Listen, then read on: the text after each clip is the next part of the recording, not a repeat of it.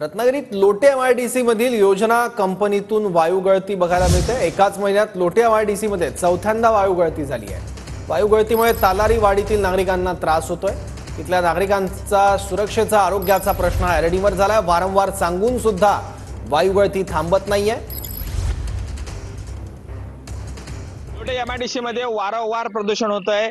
या ठिकाणी मोठ्या प्रमाणात गॅस गळती झाली आणि यानंतर प्रदूषण मंडळ या ठिकाणी तातडीने दाखल व्हायला पाहिजे होतं, मात्र तब्बल 2 तासानंतर आलंय। आपण या दृश्यामध्ये पाहू शकताय। मात्र या ठिकाणी प्रदूषणाची मात्रा किती आहे, किती मोठ्या प्रमाणामध्ये हे प्रदूषण होत आहे, हे तपासणीचं काम या गाडीच्या मार्फत केलं जातं। आणि आता ही प्रदूषण मंडळाची गाडी जी आहे ही या ठिकाणी आलेली आहे आणि या ठिकाणची चेकिंग जी आहे ही आता होणार आहे।